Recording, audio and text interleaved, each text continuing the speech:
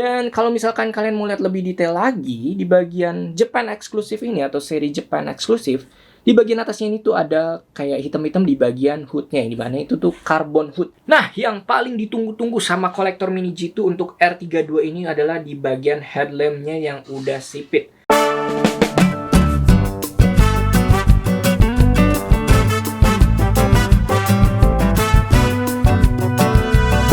Selamat datang lagi di channel Barnaby. Di video kali ini gue baru aja kedatangan dua diecast yang kelihatannya sih sama aja, tapi harganya beda jauh. Yes, betul banget, ini merupakan Mini GT Top Secret Nissan Skyline GT-R VR32, yang dimana ini merupakan Nissan GT-R R32 tuningan dari Top Secret Garage punyanya Oppa Smoky Nagata. Nah, mungkin banyak dari kalian yang nanya, Bang, bedanya di mana? Kok kelihatannya sama aja? Yes, betul banget, memang sih sekilas untuk secara packagingannya itu mirip banget, gak ada bedanya. Tapi untuk yang bagian atas ini merupakan Mini GT Japan Exclusive, yang dimana hanya dirilis di Jepang, tepatnya di event Tokyo Auto Salons atau TAS 2023. Di bagian depannya ini kita bisa ngeliat ada mobil R32-nya, walaupun memang kita nggak bisa ngeliat mobil diecast-nya secara langsung.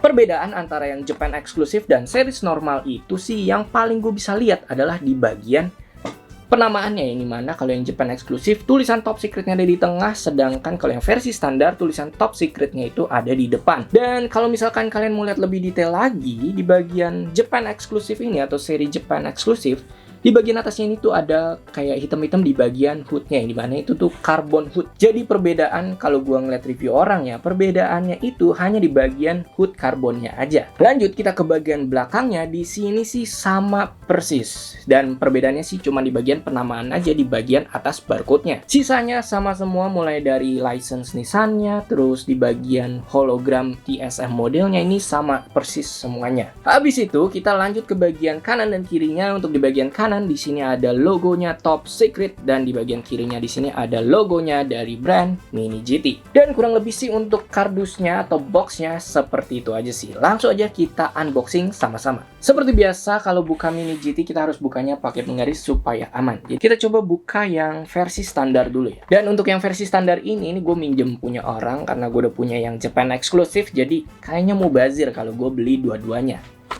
Dan langsung aja kita buka. Kita buka sama-sama, let's go. Dan God, nih look at that.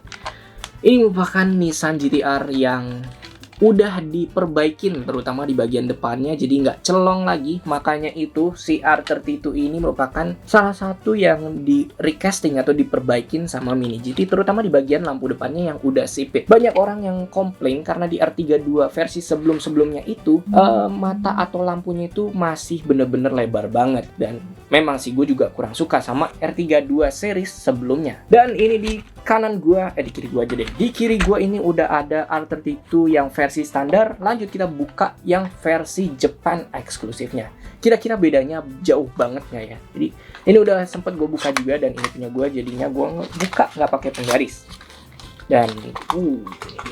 Dan ini dia yang versi Japan Exclusive. Perbedaan yang paling mencolok tetap di bagian karbonnya aja. Dan banyak orang yang bilang sih memang mubazir kalau lu beli yang versi Japan Exclusive ini. Tapi gue milih yang Japan Exclusive ini karena memang gue sendiri udah pernah ngoleksi yang Japan Exclusive sebelumnya. Itu yang versi satin gold carbon, yang itu sih menurut gue salah satu Mini GT yang paling spesial karena jarang orang yang punya. Dan ini pun juga begitu. Walaupun ya harganya sih agak cukup beda jauh, dan banyak kolektor Mini GT yang bilang mubazir, tapi menurut gue eksklusivitas itu lebih penting sih, apalagi buat koleksian kalian. Dan makanya itu gue cukup beli yang versi Japan Exclusive-nya aja. Jadi yang versi standarnya sih gue nggak beli lagi kayaknya, kecuali dapat harga murah. Dan langsung aja kita ke kamera detail buat coba bandingin Nissan Skyline GT-R R32 ini versi Top Secret, yang Japan Exclusive dan yang standar. Dan ini dia kedua Mini GT-nya. Yang di tangan kiri gue ini merupakan seri Japan Exclusive, dan di tangan kanan gue ini merupakan seri standarnya. Gue udah bandingin secara detail, dan memang sih perbedaan itu hanya di bagian carbon hood-nya aja. Yes, betul banget. Sisanya sama semua. Mulai dari penempatan dekal, sponsor-sponsor dekalnya tuh sama semua. Dan mungkin banyak dari dari kalian kolektor Mini GT yang bilang mendingan sih di custom carbon. Yes, mungkin bisa, tapi agak sedikit PR di bagian website top secretnya ini, dimana kalian harus nyesuaiin lagi sih. Dan ini bisa jadi ide bisnis buat kalian juga, pembuat decal. Jadi bisa bikin yang versi white tonernya ini nih, yang topsecretjapan.com-nya. Kita coba lihat aja lagi, siapa tahu gue kelewat nih. Buat kalian yang bisa matanya jeli banget, kalian bisa cek di bagian kanan dan kirinya ini sih semuanya sama persis, mulai dari sponsor-sponsor, nama-nama decal. Di sisi berikutnya kalian juga bisa lihat ini tuh sama persis, jadi nggak ada bedanya sama yang versi standar dan versi Japan eksklusif. Bagian depannya pun ini sama persis, mulai dari decal OZ-nya yang di bagian kanan, terus ada juga decal top secret di bagian kacanya. Kita lanjut ke bagian belakangnya, di sini sih sama persis, nggak ada bedanya. Cuman balik lagi, memang gue suka koleksi yang lebih eksklusif, jadi ada pembedanya sedikit, walaupun cuman karbon dan bisa di custom, tapi untuk kardusnya nggak bisa dimain-mainin. Dan karena kita udah bandingin antara yang Japan eksklusif dan versi standar, kita coba aja review yang versi Japan eksklusif ini. Nah, yang paling ditunggu-tunggu sama kolektor Mini G2 untuk R32 ini adalah di bagian headlampnya yang udah sipit, karena di recasting sama Mini GT. Nah, ini gue punya perbandingannya sama yang versi lama.